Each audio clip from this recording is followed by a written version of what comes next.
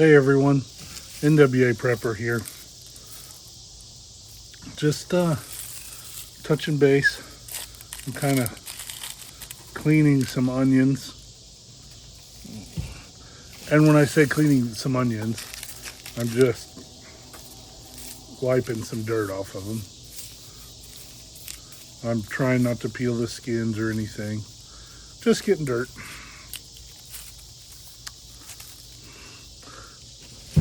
Got them out on a rack drying, and they are dry enough that I feel comfortable cleaning them up. But I just wanted to kind of let you know that no matter where you are at in your preparedness journey, whether you're, it doesn't even matter.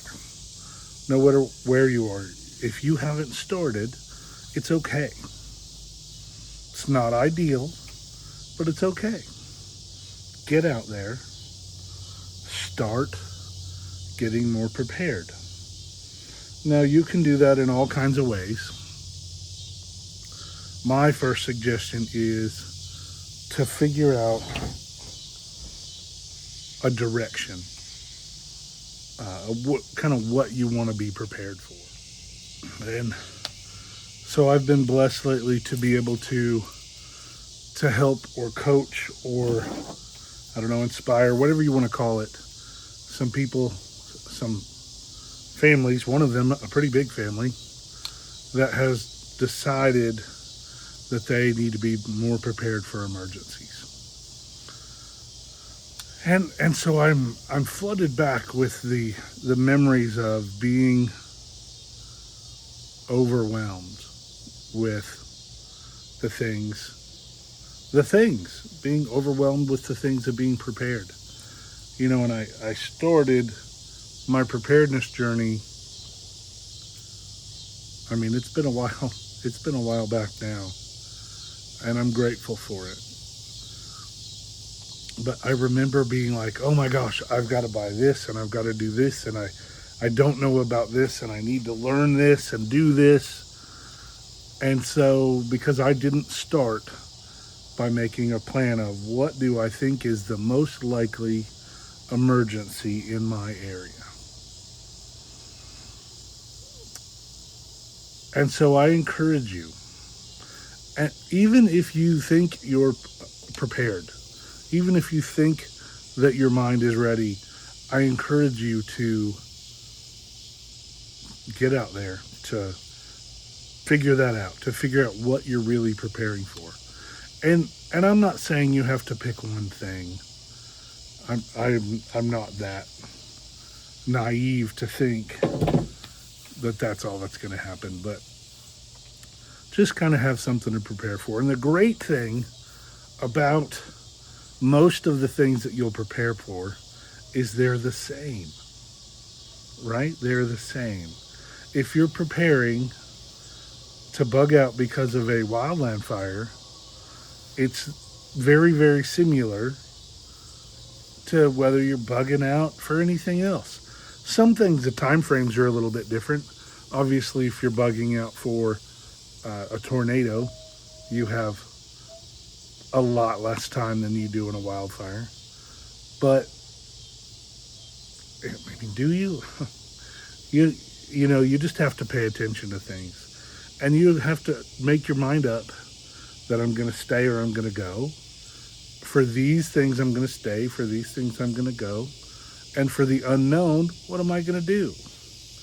Write those down. Type them down. Put them in a voice text. Whatever you do, but make a list of these are the things that I think are possible in my area. For you know, the name of my channel kind of terribly hides where I'm in. I'm in Northwest Arkansas. So what are the things that can hit me from the Missouri side?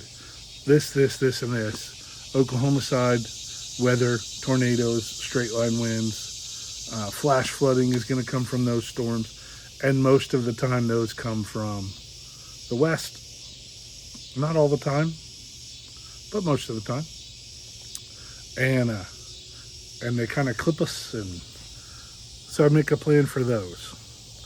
I am not planning for zombie apocalypse because the zombie apocalypse preps that I would do are the exact same to me or super similar to just financial collapse or civil instability.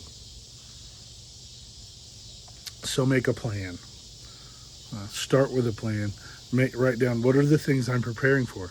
Because if you're not worried about a nuclear event, because for whatever reason, then you can take that off your preparedness list. You can hit that later as you learn or expand. But for right now, focus on the things that you know are going to happen. You know you may have a house fire, fire extinguishers, smoke detectors. Those things save lives. I can tell you that those things have saved lives this week in my area. So I know they'll help your family too. Tornadoes, weather radio, communication, having a go bag, knowing where to go. Where is a safe place in a storm?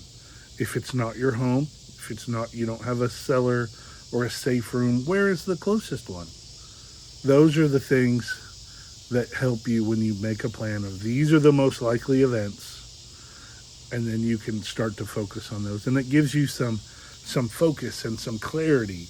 And then as you get to where you think you've got house fires snatched up, fire extinguishers in every room, interconnected smoke detectors, you've got a fire blanket in the kitchen. Not a crazy fan of those, but they seem to work. They're not UL listed yet, and so that's why I'm got a thing on them. But those things, once you've got those in place, you can't be any more ready for a fire in your home. Hey, if you're building a home, think of a NFPA 13R system, a residential or D, a residential sprinkler system. They're not terribly expensive when you're already building. So when you got all that beat, then go to the next one. I promise you can do it. You can be more prepared for emergencies. Just takes a little bit of planning. Thanks for being here. Let's get ready.